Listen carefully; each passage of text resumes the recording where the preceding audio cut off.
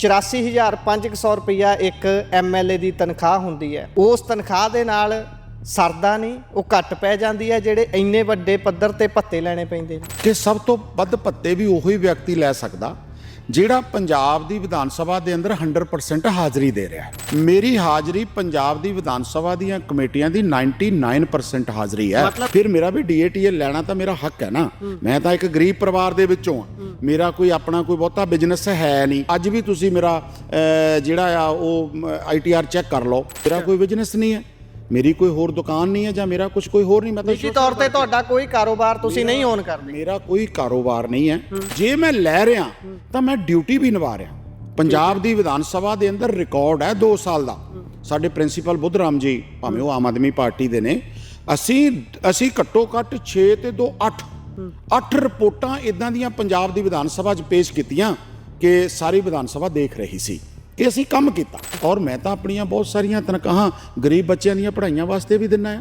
ਮੈਂ ਸੰਤ ਬਾਬਾ ਭਾਗ ਸਿੰਘ ਯੂਨੀਵਰਸਿਟੀ ਆਪਣੀ ਤਨਖਾਹ ਦਿੱਤੀ ਹੈ। ਦੇਸ਼ ਭਗਤ ਯਾਦਗਾਰ ਹਾਲ ਵਰਗਿਆਂ ਦੇ ਜਿੱਥੇ ਗਦਰੀ ਬਾਬਿਆਂ ਦੀ ਯਾਦ 'ਚ ਮੇਲੇ ਲੱਗਦੇ ਨੇ। ਜਿਹੜੀਆਂ ਕਮੇਟੀਆਂ ਦੇ ਮੈਂਬਰ ਤੁਸੀਂ ਹੋ, ਉਹਨਾਂ ਹੀ ਕਮੇਟੀਆਂ ਦੇ ਮੈਂਬਰ ਹੋਰ ਵਿਧਾਇਕ ਵੀ ਹੋਣਗੇ, ਫਿਰ ਉਹ ਤਾਂ ਇੰਨੇ ਭੱਤੇ ਲੈਂਦੇ ਨਜ਼ਰ ਨਹੀਂ ਆ ਰਹੇ। ਤੁਸੀਂ ਜਾਂ ਦੱਸ ਦਿਓ ਵੀ ਜਿਹੜੇ 5 ਬੰਦਿਆਂ ਦੀ ਲਿਸਟ ਆਈ ਹੈ, 4 ਆਮ ਆਦਮੀ ਪਾਰਟੀ ਦੇ ਨੇ, 5ਵਾਂ ਨਾਮ ਤੁਹਾਡਾ ਹੈ, ਤੁਹਾਡਾ ਸਭ ਤੋਂ ਉੱਤੇ ਹੈ। ਰਾਜ ਨਹੀਂ ਹੁੰਦਾ, ਇਹ ਸੇਵਾ ਦਾ ਤਰੀਕਾ ਹੁੰਦਾ। ਫਿਰ ਇਹੋ ਜਿਹੀ ਕਿਹੜੀ ਸੇਵਾ ਜਿਹਦੇ 'ਚ ਤੁਹਾਨੂੰ ਉਲਟੇ ਪੈਸੇ ਲੈਣੇ ਪੈਣ? ਲੋਕ ਇਹ ਵੀ ਗੱਲਾਂ ਕਰਦੇ ਨੇ ਨਾ ਵੀ ਸੇਵਾ ਦਾ ਮਤਲਬ ਸਿਰਫ ਸੇਵਾ ਹੁੰਦਾ। ਤੁਸੀਂ ਲੋਕਾਂ ਦੀ ਸੇਵਾ ਕਰਨੀ, ਤੁਹਾਨੂੰ ਚੁਣਿਆ ਗਿਆ, ਤੁਸੀਂ ਸੇਵਾ ਕਰੋ। ਪਰ ਇਸ ਤਰੀਕੇ ਦੇ ਨਾਲ ਇੱਕ ਤਨਖਾਹ ਮਿਲਦੀ ਹੈ, ਉਹ ਅਲੱਗ ਚੀਜ਼ ਹੋ ਗਈ। ਉੱਤੋਂ ਜਿਹੜੇ ਭੱਤੇ ਮਿਲਦੇ ਆ ਉਹ ਬਹੁਤ ਸਾਰੇ ਵਿਧਾਇਕ ਨਹੀਂ ਵੀ ਲੈਂਦੇ। ਬਹੁਤ ਸਾਰੇ ਵਿਧਾਇਕ ਇਹ ਕਹਿੰਦੇ ਨੇ ਅਸੀਂ ਤਨਖਾਹ ਵੀ ਨਹੀਂ ਲੈਣੀ। ਬਈ ਉਹ ਜਿਹੜੇ ਨਹੀਂ ਲੈਂਦੇ ਨਾ ਲੈਣ, ਇਹ ਉਹਨਾਂ ਦਾ ਆਪਣਾ ਹੱਕ ਆ। ਹੁਣ ਫਿਰ ਮੈਂ ਮੰਗਣ ਲੱਗ ਜਾਣਾ ਵੀ ਮੈਂ ਜੇ ਜਾਣਾ ਚੰਡੀਗੜ੍ਹ ਨੂੰ ਤਾਂ ਫਿਰ ਮੈਂ ਕਿਸੇ ਨੂੰ ਕਹਾਂ ਮੇਰੀ 10,000 ਦਾ ਗੱਡੀ 'ਚ ਤੇਲ ਪਵਾ ਕੇ ਦੇ। ਬਈ ਫਿਰ ਤੁਸੀਂ ਇਹ ਚਾਹੁੰਦੇ ਹੋ ਜੇ ਮੈਂ ਆਪਣਾ ਰਾਈਟ ਲੈ ਰਿਹਾ ਤਾਂ ਮੈਂ ਗੁਨਾਹ ਨਹੀਂ ਕਰ ਰਿਹਾ। ਜੇ ਮੈਂ ਗੁਨਾਹ ਕਰ ਰਿਹਾ ਫਿਰ ਮੈਨੂੰ ਉਹਦੇ ਗੁਨਾਹ ਦੀ ਸਜ਼ਾ ਮਿਲਣੀ ਚਾਹੀਦੀ। ਮੇਰਾ ਰਿਕਾਰਡ ਚੈੱਕ ਕਰ ਲੈਣਾ ਚਾਹੀਦਾ ਵੀ ਮੈਂ ਉਹ ਰਾਈਟ ਲਿਆ ਕਿ ਸਹੀ ਲਿਆ। ਬਹੁਤ ਸਾਰਿਆਂ ਨੇ ਮੈਡੀਕਲਸ ਦੇ ਲਏ ਆ, ਉਹ ਤਾਂ ਕਿਸੇ ਨੇ ਚਲਾਇਆ ਨਹੀਂ। ਮੈਂ ਤਾਂ ਮੈਡੀਕਲ ਦੇ 10 ਰੁਪਈਏ ਵੀ ਨਹੀਂ ਲਏ। ਮੇਰੀ ਲੱਤ ਟੁੱਟ ਗਈ, ਐਡਾ ਵੱਡਾ ਐਕਸੀਡੈਂਟ ਹੋਇਆ ਸੀ, ਤੁਹਾਨੂੰ ਪਤਾ ਹੋਣਾ। ਮੈਂ ਫੋਰਟਿਸ 'ਚ ਦਾਖਲ ਰਿਹਾ, ਮੈਂ ਜੌਲ ਹਸਪੀਟਲ ਜਲੰਧਰ 'ਚ ਦਾਖਲ ਰਿਹਾ। ਬੜੀਆਂ ਫੈਕਟਰੀਆਂ ਨੇ, ਬੜੇ ਮਾਲਕ ਨੇ। ਤੁਹਾਡੇ ਖਾਸ ਦੋਸਤ ਪ੍ਰਗਟ ਸਿੰਘ ਹੋਣੀ ਨੇ, ਪ੍ਰਗਟ ਸਿੰਘ ਨਹੀਂ ਲੈਂਦੇ?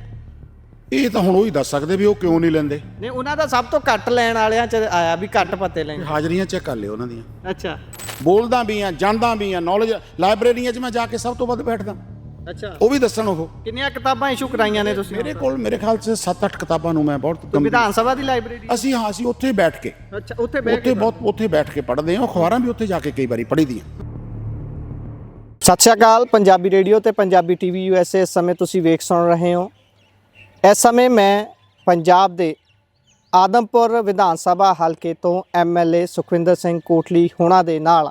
ਬੀਤੇ ਦਿਨਾਂ ਤੋਂ ਇੱਕ ਲਿਸਟ ਖਾਸੀ ਵਾਇਰਲ ਹੋ ਰਹੀ ਹੈ ਜਿਸ ਦੇ ਵਿੱਚ ਪੰਜਾਬ ਦੇ ਅੰਦਰ ਸਭ ਤੋਂ ਵੱਧ ਭੱਤੇ ਲੈਣ ਵਾਲੇ ਤੇ ਸਭ ਤੋਂ ਘੱਟ ਭੱਤੇ ਲੈਣ ਵਾਲਿਆਂ ਦੀ ਚਰਚਾ ਛਿੜੀ ਹੋਈ ਹੈ। ਉਹਨਾਂ ਵਿੱਚੋਂ ਇੱਕ ਨਾਮ ਕੋਟਲੀ ਹੋਣਾ ਦਾ ਹੈ। ਉਹਨਾਂ ਨਾਲ ਗੱਲਬਾਤ ਕਰਕੇ ਜਾਣਦੇ ਹਾਂ ਜੇਕਰ ਇਹ ਸੰਵਿਧਾਨਕ ਹੱਕ ਹੈ ਤਾਂ ਉਹ ਇੰਨਾ ਵਰਤ ਲੈਣਾ ਕਿਵੇਂ ਜਾਇਜ਼ ਹੈ ਜਾਂ ਨਜਾਇਜ਼ ਹੈ, ਕੀ ਗੱਲਬਾਤ ਹੈ, ਕਿਵੇਂ ਇੰਨੇ ਪੈਸੇ ਬਣ ਜਾਂਦੇ ਨੇ ਤੇ ਭੱਤੇ ਲਏ ਜਾਂਦੇ ਨੇ। ਸਤਿ ਸ਼੍ਰੀ ਅਕਾਲ ਜੀ। ਸਤਿ ਸ਼੍ਰੀ ਅਕਾਲ ਜੀ। ਸਤਿ ਸ਼੍ਰੀ ਅਕਾਲ ਕੋਟਲੀ ਸਾਹਿਬ। ਸਭ ਤੋਂ ਪਹਿਲਾ ਸਵਾਲ, 84,500 ਰੁਪਇਆ ਇੱਕ MLA ਦੀ ਤਨਖਾਹ ਹੁੰਦੀ ਹੈ। ਉਸ ਤਨਖਾਹ ਦੇ ਨਾਲ ਸਰਦਾ ਨਹੀਂ, ਉਹ ਘੱਟ ਪੈ ਜਾਂਦੀ ਹੈ ਜਿਹੜੇ ਇੰਨੇ ਵੱਡੇ ਪੱਧਰ ਤੇ ਭੱਤੇ ਲੈਣੇ ਪੈਂਦੇ ਨੇ। ਦੇਖੋ, ਤਨਖਾਹ ਦਾ ਇੱਕ ਅਲੱਗ ਸਵਾਲ ਹੈ। ਉਹ ਤਾਂ ਸਰਕਾਰ ਨੇ ਮੁਕਰਰ ਕੀਤੀ ਹੋਈ ਹੈ ਕਿ ਤੁਹਾਨੂੰ 84,000 ਦੇ ਕਰੀਬ, ਕਈ 1,000 ਖੰਡ ਕੱਢ ਵੀ ਜਾਂਦਾ, ਕਈ ਵੱਧ ਵੀ ਜਾਂਦਾ, ਕਿਉਂਕਿ ਮਹੀਨੇ ਦਾ ਹਿਸਾਬ ਹੁੰਦਾ, ਡੇਲੀ ਹਿਸਾਬ ਹੁੰਦਾ। ਠੀਕ ਹੈ। ਉਹ ਇੰਨਾ ਮਿਲਦਾ 84,000 ਦੇ ਕਰੀਬ। ਹਾਂ, ਜਿੱਥੋਂ ਤੱਕ ਭੱਤਿਆਂ ਦੇ ਮਾਮਲੇ ਦੇ ਅੰਦਰ ਪਿਛਲੇ ਦਿਨਾਂ ਤੋਂ ਕਾਫੀ ਮਾਮਲਾ ਵਾਇਰਲ ਹੋ ਰਿਹਾ, ਉਹਦੇ ਮੁਤਾਬਕ ਇਹ ਹੈ ਕਿ ਜਿਹੜੇ ਮੈਂ ਭੱਤੇ ਲਏ ਆ ਉਹਦਾ ਜ਼ਿਕਰ ਜਿਹੜਾ ਆ ਉਹ ਵੱਖ-ਵੱਖ ਮੀਡੀਆ ਚੈਨਲਸ ਦੇ ਉੱਤੇ ਹੋਇਆ, ਖੂਬ ਹੋ ਰਿਹਾ।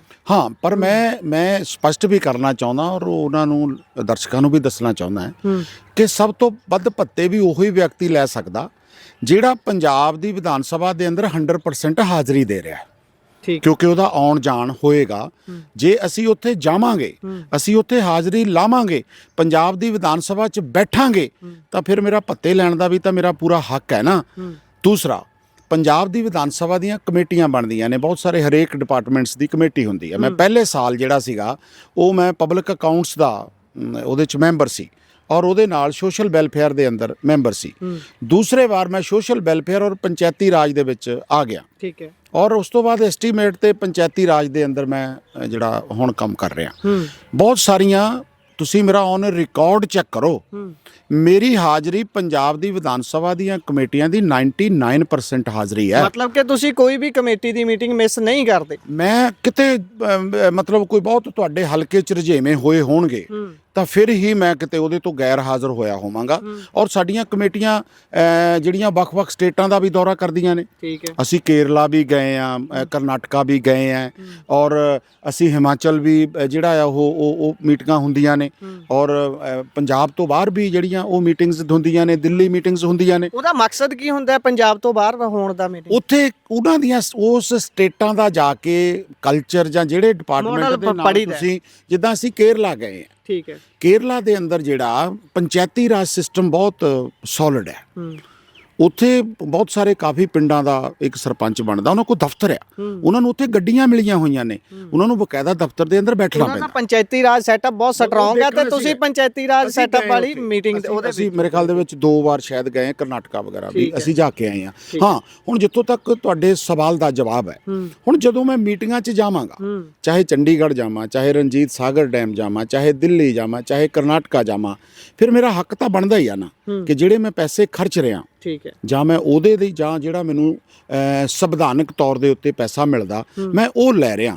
ਹੁਣ ਜੇ ਪੰਜਾਬ ਦੀ ਵਿਧਾਨ ਸਭਾ ਦੇ ਅੰਦਰ ਮੇਰੀ 99 ਵੈਸੇ ਇੱਕ ਹਾਜ਼ਰੀ ਮੇਰੀ ਮਿਸ ਹੈ, ਉਹ ਵੀ ਅਸੀਂ ਉਸ ਮੀਟਿੰਗ ਦਾ ਜਿਹੜਾ ਸੀ ਇਹਨਾਂ ਨੇ ਸੈਸ਼ਨ ਬੁਲਾਇਆ ਸੀ, ਠੀਕ ਹੈ, ਤੇ ਉਦੋਂ ਅਸੀਂ ਇਹ ਕਿਹਾ ਸੀ ਵੀ ਅਸੀਂ ਹਾਜ਼ਰੀ ਨਹੀਂ ਲਾਉਣੀ ਤੇ ਨਾ ਅਸੀਂ ਉਸ ਦਿਨ ਦਾ ਭੱਤਾ ਲੈਣਾ, ਨਾ ਅਸੀਂ ਲਿਆ ਨਾ ਲਿਆ। ਇੱਕ ਮੇਰੀ ਹਾਜ਼ਰੀ ਮਿਸ, ਮੈਂ ਵਿਧਾਨ ਸਭਾ 'ਚ ਸੀ ਲੇਕਿਨ ਕਾਨੂੰਨੀ ਤੌਰ ਦੇ ਉੱਤੇ ਅਸੀਂ ਹਾਜ਼ਰੀ ਸਾਰੀ ਮਤਲਬ ਜਾਣੀ ਆਪੋਜੀਸ਼ਨ ਨੇ ਨਹੀਂ ਸੀ ਲਾਈ। ਠੀਕ ਹੈ। ਤੇ ਹੁਣ ਜਦੋਂ ਮੇਰੀ ਹਾਜ਼ਰੀ 99% ਹੈ, ਫਿਰ ਮੇਰਾ ਵੀ DATL ਲੈਣਾ ਤਾਂ ਮੇਰਾ ਹੱਕ ਹੈ ਨਾ। ਮੈਂ ਤਾਂ ਇੱਕ ਗਰੀਬ ਪਰਿਵਾਰ ਦੇ ਵਿੱਚੋਂ ਆ, ਮੇਰਾ ਕੋਈ ਆਪਣਾ ਕੋਈ ਬਹੁਤਾ ਬਿਜ਼ਨਸ ਹੈ ਨਹੀਂ, ਮੈਂ ਤਾਂ ਇੱਕ ਆਮ ਵਿਅਕਤੀ ਗਲੀਆਂ ਬਾਜ਼ਾਰਾਂ 'ਚ ਲੜਦਾ ਉੱਠਿਆ ਤੇ ਇੱਥੇ ਤੱਕ ਪਹੁੰਚਿਆ। ਅੱਜ ਵੀ ਤੁਸੀਂ ਮੇਰਾ ਜਿਹੜਾ ਆ ਉਹ ITR ਚੈੱਕ ਕਰ ਲਓ, ਮੈਂ ਸਿਰਫ ਆਪਣੀ ਤਨਖਾਹ ਦੇ ਉੱਤੇ ਹੀ ਨਿਰਭਰ ਹਾਂ। ਮੇਰਾ ਕੋਈ ਬਿਜ਼ਨਸ ਨਹੀਂ ਹੈ, ਮੇਰੀ ਕੋਈ ਹੋਰ ਦੁਕਾਨ ਨਹੀਂ ਹੈ, ਜਾਂ ਮੇਰਾ ਕੁਝ ਕੋਈ ਹੋਰ ਨਹੀਂ। ਮਤਲਬ ਨਿੱਜੀ ਤੌਰ ਤੇ ਤੁਹਾਡਾ ਕੋਈ ਕਾਰੋਬਾਰ ਤੁਸੀਂ ਨਹੀਂ ਓਨ ਕਰਦੇ? ਮੇਰਾ ਕੋਈ ਕਾਰੋਬਾਰ ਨਹੀਂ ਹੈ। ਮੇਰੇ ਬੱਚੇ ਆਪਣਾ ਜਿਹੜਾ ਆ ਉਹ ਬੇਟਾ ਆਪਣਾ ਦੁਕਾਨ ਬੇਰਕਾ ਵਗੈਰਾ ਉਹ ਚਲਾ ਰਿਹਾ ਹੈਗਾ ਆ। ਸੋ ਹੁਣ ਜਿਹੜਾ ਮੇਰਾ ਰਾਈਟ ਹੈ, ਹਾਂ, ਜੇ ਮੈਂ ਲੈ ਰਿਹਾ ਤਾਂ ਮੈਂ ਡਿਊਟੀ ਵੀ ਨਿਭਾ ਰਿਹਾ। ਪੰਜਾਬ ਦੀ ਵਿਧਾਨ ਸਭਾ ਦੇ ਅੰਦਰ ਰਿਕਾਰਡ ਹੈ 2 ਸਾਲ ਦਾ। ਸਾਡੇ ਪ੍ਰਿੰਸੀਪਲ ਬੁੱਧ ਰਾਮ ਜੀ, ਭਾਵੇਂ ਉਹ ਆਮ ਆਦਮੀ ਪਾਰਟੀ ਦੇ ਨੇ, ਅਸੀਂ ਘੱਟੋ ਘੱਟ 6 ਤੇ 2 8 ਰਿਪੋਰਟਾਂ ਇਦਾਂ ਦੀਆਂ ਪੰਜਾਬ ਦੀ ਵਿਧਾਨ ਸਭਾ 'ਚ ਪੇਸ਼ ਕੀਤੀਆਂ ਕਿ ਸਾਰੀ ਵਿਧਾਨ ਸਭਾ ਦੇਖ ਰਹੀ ਸੀ ਕਿ ਅਸੀਂ ਕੰਮ ਕੀਤਾ। ਤੇ ਜੇ ਅਸੀਂ ਹਾਜ਼ਰੀ ਲਾ ਰਹੇ, ਦੇਖੋ ਭੱਤੇ ਦਾ ਮਤਲਬ ਹੁੰਦਾ ਕਿ ਹਾਜ਼ਰੀ ਵੀ ਹੈ ਤੁਹਾਡੀ ਕਿ ਨਹੀਂ, ਤੁਸੀਂ ਉੱਥੇ ਹਾਜ਼ਰ ਵੀ ਆ ਕਿ ਨਹੀਂ ਹਾਜ਼ਰ ਹੈ। ਜਦੋਂ ਅਸੀਂ ਉੱਥੇ ਹਾਜ਼ਰ ਹੈ ਤਾਂ ਉਦੋਂ ਹੀ ਤੁਸੀਂ ਆਪਣਾ ਪਤਾ ਲੈ ਸਕਦੇ ਹੋ। ਇਸ ਕਰਕੇ ਜਿਹੜੀ ਗੱਲ ਚੱਲ ਰਹੀ ਆ ਮੀਡੀਆ ਦੇ ਵਿੱਚ, ਉਹ ਸਾਰਿਆਂ ਨੂੰ ਪਤਾ ਵੀ ਹੈ। ਉਹ ਕਈ ਵਾਰ ਮੀਡੀਆ ਆਪਣੇ ਹਿਸਾਬ ਦੇ ਨਾਲ ਲਿਖ ਰਿਹਾ, ਲੇਕਿਨ ਉਹ ਮੇਰਾ ਰਿਕਾਰਡ ਚੈੱਕ ਕਰ ਲੈਣ, ਔਰ ਜੋ ਮੈਂ ਉਹਦੇ ਮੁਤਾਬਕ ਬਣਦਾ ਲਿਆ ਉਹ ਸੰਵਿਧਾਨਕ ਮੇਰਾ ਹੱਕ ਹੈ, ਔਰ ਉਹਦੇ ਮੁਤਾਬਕ ਮੈਂ ਗੁਜ਼ਾਰਾ ਕਰਦਾ। ਔਰ ਮੈਂ ਤਾਂ ਆਪਣੀਆਂ ਬਹੁਤ ਸਾਰੀਆਂ ਤਨਖਾਹਾਂ ਗਰੀਬ ਬੱਚਿਆਂ ਦੀਆਂ ਪੜ੍ਹਾਈਆਂ ਵਾਸਤੇ ਵੀ ਦਿੰਦਾ ਆ।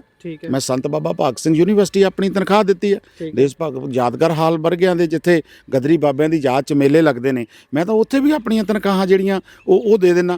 ਕੋਈ ਬੱਚਾ ਪੜ੍ਹਨ ਵਾਲਾ ਗਰੀਬ ਮੇਰੇ ਕੋਲ ਆ ਜਾਏ, ਕੋਈ ਬੇਟੀ ਆ ਜਾਏ, ਮੇਰੀ ਬੇਟੀ ਅਸਿਸਟੈਂਟ ਪ੍ਰੋਫੈਸਰ ਉਹ ਲੱਗੇ ਹੋਏ ਹੈ, ਉਹ ਮੈਨੂੰ ਬੱਚੇ ਦੱਸ ਦਿੰਦੇ ਨੇ ਮੇਰਾ ਬੇਟਾ ਯੂਥ ਕਾਂਗਰਸ ਦਾ ਪ੍ਰੈਜ਼ੀਡੈਂਟ ਹੈ, ਉਹ ਕਾਲਜਾਂ ਯੂਨੀਵਰਸਿਟੀਆਂ ਦੇ ਅੰਦਰ ਕੰਮ ਕਰਦਾ। ਜਿੱਥੇ ਕਿਤੇ ਹੋਵੇ, ਚਲੋ ਆਪਣਾ ਮੈਂ ਫਰਜ਼ ਅਦਾ ਕਰ ਰਿਹਾ। ਪਰ ਜੇ ਮੈਂ ਜਾ ਰਿਹਾ, ਮੀਟਿੰਗਾਂ ਅਟੈਂਡ ਕਰ ਰਿਹਾ, ਤਾਂ ਪਤਾ ਲੈਣਾ ਤਾਂ ਮੇਰਾ ਹੱਕ ਹੈ। ਤਾਂ ਫਿਰ ਮੈਂ ਤੇਲ ਕਿੱਥੋਂ ਪਵਾ ਕੇ ਜਾਵਾਂ?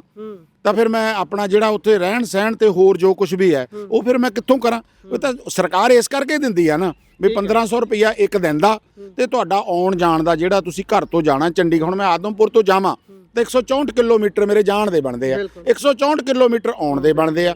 15 ਰੁਪਏ ਪਰ ਕਿਲੋਮੀਟਰ ਉਹ ਮਿਲਦਾ, ਤੇ 1500 ਰੁਪਈਆ ਸਾਨੂੰ ਹਰ ਕਮੇਟੀ ਦਾ ਜਿਹੜਾ ਉਹ ਮਿਲਦਾ। ਜੇ 2 ਦਿਨ ਹੋ ਜਾਏ ਜਾਂ 3 ਦਿਨ ਹੋਵੇ, ਕਈ ਵਾਰੀ ਹੋਰ ਕਮੇਟੀ ਦੀ ਮੀਟਿੰਗ ਵੀ ਆ ਜਾਂਦੀ ਹੈ, ਤੇ ਸਾਨੂੰ ਉਹ ਵੀ ਮਿਲਦੇ ਆ। ਹੁਣ ਇਹ ਕੋਈ ਭੱਤਾ ਲੈਣਾ ਕੋਈ ਗੁਨਾਹ ਆ? ਮੈਂ ਆਪਣਾ ਰਾਈਟ ਲੈ ਰਿਹਾ ਔਰ ਜਿਹੜਾ ਮੈਂ ਰਾਈਟ ਲੈ ਰਿਹਾ ਉਹਦੇ ਮੁਤਾਬਕ ਮੈਂ ਪੰਜਾਬ ਦੀ ਵਿਧਾਨ ਸਭਾ ਦੀਆਂ ਕਮੇਟੀਆਂ ਤੇ ਪੰਜਾਬ ਦੀ ਵਿਧਾਨ ਸਭਾ ਦੇ ਅੰਦਰ ਹਾਜ਼ਰ ਰਹਿ ਕੇ ਲੈ ਰਿਹਾ, ਉਹਦਾ ਨਹੀਂ ਲੈ ਰਿਹਾ। ਕਹਿਣ ਦਾ ਭਾਵ ਵੀ ਤੁਸੀਂ ਜਿਹੜਾ ਵੀ ਕੋਈ ਚੀਜ਼ ਕਰ ਰਹੇ ਹੋ ਲੀਗਲ ਤੌਰ ਤੇ ਤੁਸੀਂ ਆਪਣੇ ਭੱਤੇ ਲੈ ਰਹੇ ਹੋ, ਉਹ ਚੀਜ਼ਾਂ ਸਾਰੀਆਂ ਕਰਕੇ ਲੈ ਰਹੇ ਹੋ। ਪਰ ਇੱਥੇ ਸਵਾਲ ਕੋਟਲੀ ਸਾਹਿਬ ਇਹ ਵੀ ਉੱਠਦਾ ਫਿਰ ਜਿਹੜੀਆਂ ਕਮੇਟੀਆਂ ਦੇ ਮੈਂਬਰ ਤੁਸੀਂ ਹੋ ਉਹਨਾਂ ਹੀ ਕਮੇਟੀਆਂ ਦੇ ਮੈਂਬਰ ਹੋਰ ਵਿਧਾਇਕ ਵੀ ਹੋਣਗੇ, ਫਿਰ ਉਹ ਤਾਂ ਇੰਨੇ ਭੱਤੇ ਲੈਂਦੇ ਨਜ਼ਰ ਨਹੀਂ ਆ ਰਹੇ। ਤੁਸੀਂ ਜਾਂ ਦੱਸ ਦਿਓ ਵੀ ਜਿਹੜੇ 5 ਬੰਦਿਆਂ ਦੀ ਲਿਸਟ ਆਈ ਹੈ, 4 ਆਮ ਆਦਮੀ ਪਾਰਟੀ ਦੇ ਨੇ, 5ਵਾਂ ਨਾਮ ਤੁਹਾਡਾ ਸਭ ਤੋਂ ਉੱਤੇ ਹੈ।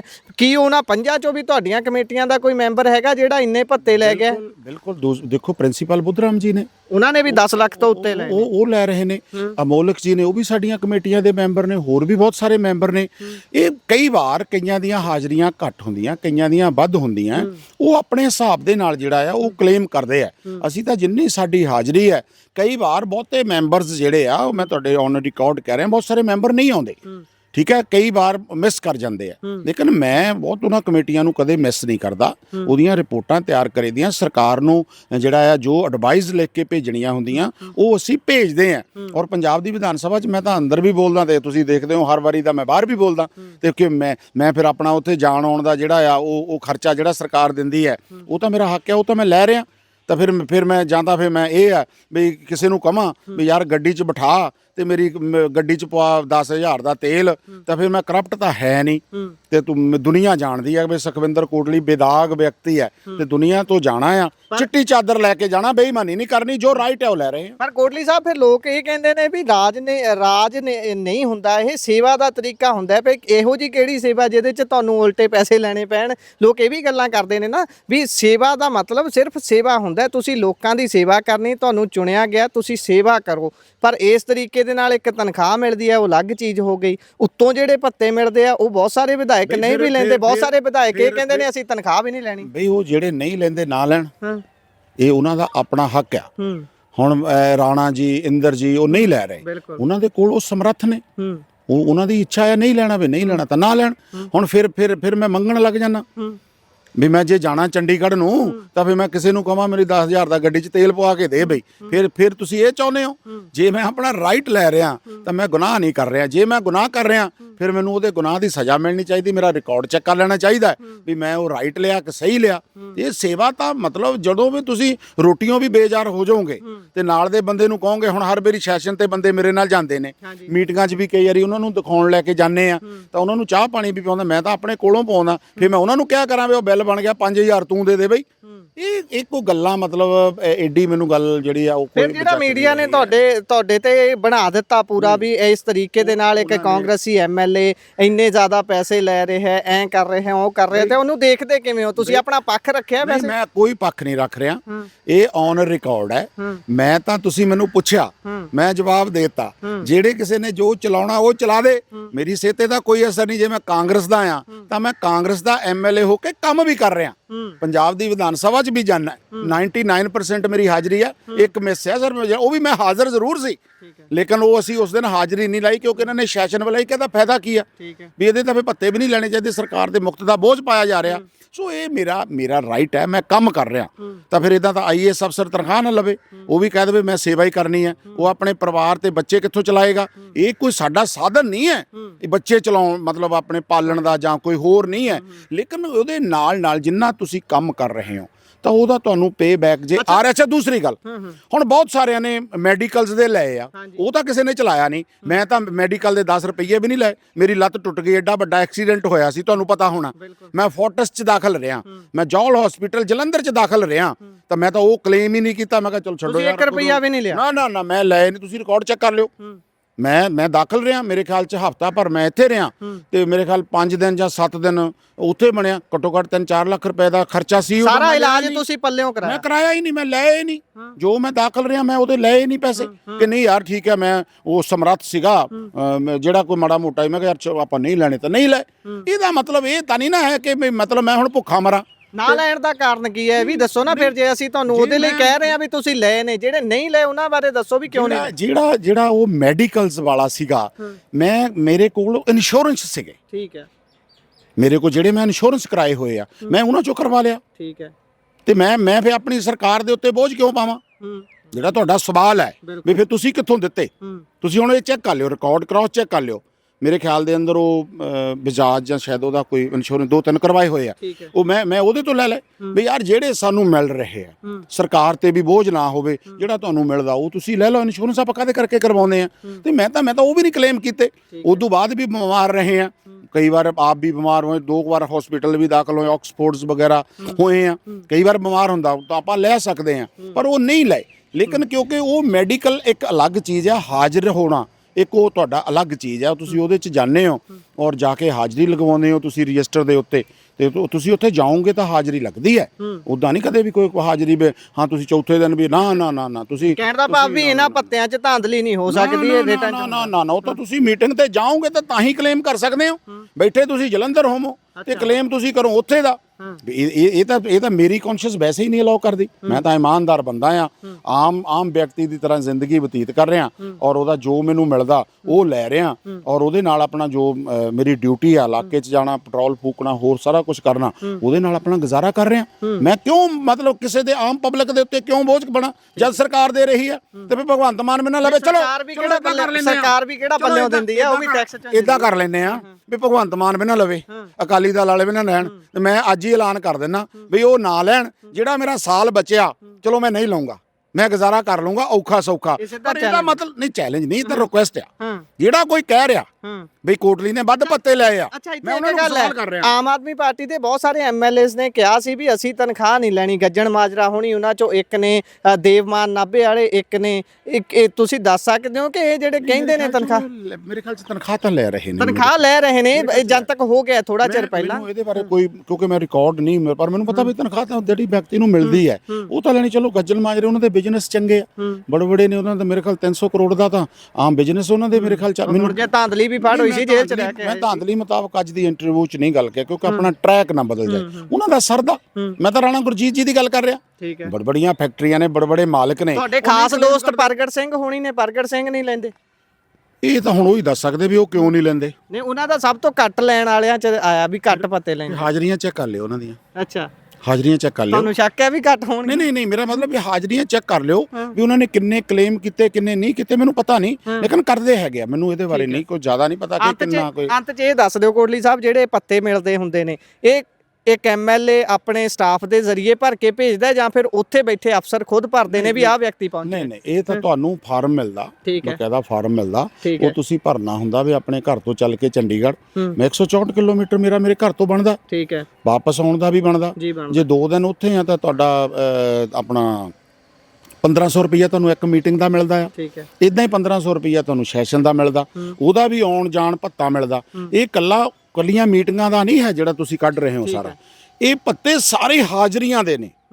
ਵੀ ਜਿਹੜਾ ਤੁਸੀਂ DATA ਕਲੇਮ ਕਰਦੇ, DATA ਨੂੰ ਇਹ ਭੱਤਾ ਕਹਿ ਰਹੇ ਨੇ, ਹਾਜ਼ਰੀ ਨੂੰ ਨਹੀਂ ਕਹਿ ਰਹੇ। ਉਹ ਜਿਹੜੀਆਂ ਜਦ ਮੇਰੀ ਹਾਜ਼ਰੀ ਉੱਤੇ 100% ਹੈ, 99% ਹੈ, ਫਿਰ ਮੈਂ ਲਊਂਗਾ ਹੀ, ਕਿਉਂ ਮੈਂ ਛੱਡਾਂ ਬਈ?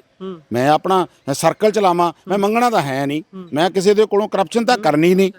ਠੀਕ ਹੈ ਕਿ ਨਹੀਂ? ਮੈਂ ਕਿਸੇ ਕੋਲੋਂ ਕਰਪਸ਼ਨ ਨਹੀਂ ਕਰਨੀ। ਮੈਂ ਤੇਲ ਵੀ ਆਪਣਾ ਪਾਉਂਦਾ, ਨਾਲ ਵੀ ਬਿਠਾਉਂਦਾ, ਰੋਟੀ ਪਾਣੀ ਵੀ ਖਵਾਉਂਦਾ, ਚਾਹ ਵੀ ਪਿਆਉਂਦਾ। ਤਾਂ ਫਿਰ ਜੇ ਮੈਨੂੰ ਸਰਕਾਰ ਨੇ ਮੇਰੀ ਡਿਊਟੀ ਦਿੱਤੀ ਹੈ, ਠੀਕ ਹੈ, ਮੈਂ ਸਰਕਾਰ ਪੱਖ 'ਚ ਨਹੀਂ ਹੈ ਤਾਂ ਮੈਂ ਸਰਕਾਰ ਦੇ ਫੜਸੇ ਵੀ ਘੜੇੜਦਾ, ਸਰਕਾਰ ਨੂੰ ਕਚਹਿਰੀ ਦੇ ਅੰਦਰ, ਲੋਕਾਂ ਦੀ ਕਚਹਿਰੀ 'ਚ ਖੜਾ ਵੀ ਕਰਦਾ, ਬੋਲਦਾ ਵੀ ਆ, ਜਾਂਦਾ ਵੀ ਆ। ਨੌਲੇਜ ਲਾਇਬ੍ਰੇਰੀਆਂ 'ਚ ਮੈਂ ਜਾ ਕੇ ਸਭ ਤੋਂ ਵੱਧ ਬੈਠਦਾ। ਅੱਛਾ, ਉਹ ਵੀ ਦੱਸਣ। ਉਹ ਕਿੰਨੀਆਂ ਕਿਤਾਬਾਂ ਇਸ਼ੂ ਕਰਾਈਆਂ ਨੇ ਤੁਸੀਂ? ਮੇਰੇ ਕੋਲ ਮੇਰੇ ਖਿਆਲ 'ਚ 7-8 ਕਿਤਾਬਾਂ ਨੂੰ ਮੈਂ ਬਹੁਤ ਵਿਧਾਨ ਸਭਾ ਦੀ ਲਾਇਬ੍ਰੇਰੀ ਅਸੀਂ ਉੱਥੇ ਬੈਠ ਕੇ, ਉੱਥੇ ਬੈਠ ਕੇ ਪੜ੍ਹਦੇ ਹਾਂ। ਅਖਬਾਰਾਂ ਵੀ ਉੱਥੇ ਜਾ ਕੇ ਕਈ ਵਾਰੀ ਪੜ੍ਹੀ ਦੀਆਂ। ਮਤਲਬ ਇੱਕ ਜਿਹੜੀ ਤੁਹਾਨੂੰ ਫੈਸਿਲਿਟੀ ਮਿਲ ਰਹੀ ਹੈ। ਹੁਣ ਤੁਸੀਂ ਕਹੋਗੇ ਜੀ ਉੱਥੇ ਤਾਂ ਫਿਰ AC ਫੂਕਦੇ ਆ, ਤੁਸੀਂ ਉਹ ਵੀ ਫੂਕਣ ਦਾ ਫਾਇਦਾ ਵੀ ਘਰ ਕਿਤਾਬ ਗੱਡੀ 'ਚ ਲੈ ਕੇ ਪੜ੍ਹ ਲਿਆ ਕਰੋ। ਇਹ ਕੋਈ ਮਤਲਬ ਇਹ ਮਤਲਬ ਲੌਜੀਕਲ ਜਿਹੀਆਂ ਗੱਲਾਂ ਨੇ। ਜਿਹੜੀ ਚੀਜ਼ ਤੁਹਾਨੂੰ ਦੇ ਰਹੇ ਆ, ਠੀਕ ਹੈ ਜੀ, ਉਹ ਫਿਰ ਬੰਦ ਕਰ ਦੇਣ। ਫਿਰ ਤੈਨੂੰ ਨਾਲ ਕਿਹਾ ਕਰਾਂਗੇ ਭਾਈ ਸਾਹਿਬ ਅੱਜ ਚੱਲਿਓ ਗੱਡੀ 'ਚ 5000 ਦਾ ਤੇਲ ਹੀ ਪਵਾ ਦਿਓ, ਫਿਰ ਤੁਸੀਂ ਕਹਣਾ MLA ਪੈਸੇ ਖਾਂਦਾ। ਇਸ ਕਰਕੇ ਕਈ ਗੱਲਾਂ ਨੇ। ਰਾਈਟ ਹੈ, ਰਾਈਟ ਟੂ ਸਰਵਿਸ। ਜੇ ਮੈਂ ਰਾਈਟ ਲਿਆ ਤਾਂ ਮੈਂ ਸਰਵਿਸਿਜ਼ ਵੀ ਦੇ ਰਿਹਾ ਜੀ, ਬਿਲਕੁਲ ਮੇਰਾ ਰਾਈਟ ਹੈ। ਤੇ ਕਲੇਮ ਕਰਨਾ ਮੇਰਾ ਤੇ ਭਗਵੰਤ ਮਾਨ ਬੰਦ ਕਰ ਦੇਵੇ। ਆ ਪੈਨਸ਼ਨਾਂ ਅੱਗੇ 4-4 5-5 ਮਿਲਦੀਆਂ ਸੀ, ਤੇ ਜੇ ਉਹਨਾਂ ਨੇ 2 ਕਰ ਦਿੱਤੇ, ਮੇਰੇ ਖਿਆਲ ਇੱਕ ਵਾਰ ਜਾਂ ਸਿੰਗਲ 2 ਕਰ ਦਿੱਤੀਆਂ ਨੇ, ਜਾਂ ਨਹੀਂ ਇੱਕੋ ਹੀ ਕਰਤੀ ਵੀ ਇੱਕ ਵਿਧਾਇਕ, ਫਿਰ ਉਹ ਕਿਹੜਾ ਵਿਚਾਰੇ ਭੁੱਖੇ ਮਰ ਲੱਗ ਗਏ? ਜਿਹੜੇ ਪਹਿਲਾਂ ਦੇ MLA ਸੀ ਜਾਂ ਕੋਈ ਸਾਬਕਾ MLA ਸੀ, ਉਹ ਆਪਣੇ ਗੁਜ਼ਾਰੇ ਚਲਾਉਂਦੇ ਹੀ ਆ। ਜੇ ਮਿਲਦਾ ਸੀ ਤਾਂ ਲੈ ਰਿਹਾ ਸੀ। ਤੇ ਯਾਰ ਤੁਹਾਡਾ ਸੰਵਿਧਾਨਕ ਹੱਕ ਹੈ। ਹੁਣ MLA ਆ ਬਣਿਆ, ਫਿਰ ਉਹ ਆਪਣਾ ਸਾਰਾ ਸਿਸਟਮ ਕਿੱਥੋਂ ਚਲਾਵੇ?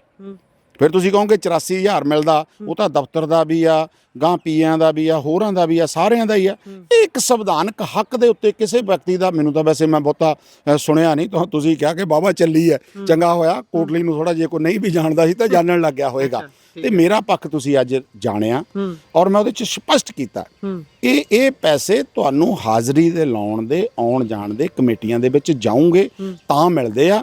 ਮੇਰੀ ਹਾਜ਼ਰੀ 99% ਹੁਣ ਤੱਕ ਦੀ ਇੱਕ ਗੈਰ ਹਾਜ਼ਰੀ, ਠੀਕ ਹੈ, ਉਹ ਵੀ ਮੈਂ ਹਾਜ਼ਰ ਸੀ, ਉਹਦੇ ਪੈਸੇ ਪਲੱਸ ਜਿੰਨੀਆਂ ਕਮੇਟੀਆਂ ਉਹਨਾਂ ਦੇ ਪੈਸੇ ਕੰਟੀਨਿਊ ਲਗਾਤਾਰ ਜਿਹੜੇ ਆ ਉਹ ਜਾਣੇ ਆ ਤਾਂ ਲੈਂਦੇ ਆ, ਜੇ ਨਹੀਂ ਜਾਂਦੇ ਤਾਂ ਨਹੀਂ ਲੈਂਦੇ। ਸੋ ਬਹੁਤ ਬਹੁਤ ਤੁਹਾਡਾ ਧੰਨਵਾਦ, ਤੁਸੀਂ ਮੇਰਾ ਪੱਖ ਸੁਣਿਆ ਜੀ। ਇਹ ਸਨ ਸਾਡੇ ਨਾਲ ਸੁਖਵਿੰਦਰ ਸਿੰਘ ਕੋਟਲੀ ਹੋਣੀ। ਇੱਕ ਸਮਾਂ ਸੀ ਜਦੋਂ ਆਮ ਤੌਰ ਤੇ ਵਿਧਾਇਕਾਂ ਨੂੰ ਬੱਸਾਂ ਦੇ ਵਿੱਚ ਸਫ਼ਰ ਕਰਕੇ ਵਿਧਾਨ ਸਭਾ ਅਟੈਂਡ ਕਰਦੇ ਜਾਂਦਿਆਂ ਦੇਖਿਆ ਜਾਂਦਾ ਸੀ। 2022 ਦੇ ਸ਼ੁਰੂ 'ਚ ਇੱਕ ਤਸਵੀਰ ਵੈਸੇ ਇਹ ਵੀ ਦੇਖੀ ਹੈ ਪੰਜਾਬੀਆਂ ਨੇ, ਜਦੋਂ ਇੱਕ ਆਮ ਆਦਮੀ ਪਾਰਟੀ ਦਾ ਵਿਧਾਇਕ ਸਾਈਕਲ ਦੇ ਉੱਪਰ ਚੰਡੀਗੜ੍ਹ ਨੂੰ ਤੁਰ ਪੈਂਦਾ ਹੈ, ਪਰ ਸ਼ਾਇਦ ਇੱਕ ਵਾਰੀ ਜਾ ਕੇ ਲੱਤਾਂ ਫੁੱਲ ਗਈਆਂ ਹੋਣਗੀਆਂ। ਸੋ ਇਹ ਗੱਲਬਾਤ ਸੁਖਵਿੰਦਰ ਸਿੰਘ ਕੋਟਲੀ ਉਹਨਾਂ ਨਾਲ ਤਾਂ ਕੀਤੀ ਹੈ ਕਿਉਂਕਿ ਉਹਨਾਂ ਦਾ ਨਾਮ ਸਭ ਤੋਂ ਉੱਪਰ ਆਇਆ ਹੈ ਭੱਤਾ ਲੈਣ ਵਾਲਿਆਂ ਦੇ ਵਿੱਚ। ਉਹਨਾਂ ਨੇ ਆਪਣਾ ਪੱਖ ਰੱਖਿਆ ਹੈ ਕਿ ਮੇਰੀ ਹਾਜ਼ਰੀ ਪੂਰੀ ਹੈ। ਬਾਕੀ ਤੁਸੀਂ ਕੀ ਸੋਚਦੇ ਹੋ ਇਸ ਸਾਰੇ ਦੇ ਬਾਰੇ? ਆਪਣੇ ਵਿਚਾਰ ਰਾਏ ਟਿੱਪਣੀਆਂ ਜ਼ਰੂਰ ਦਿਓ। ਧੰਨਵਾਦ।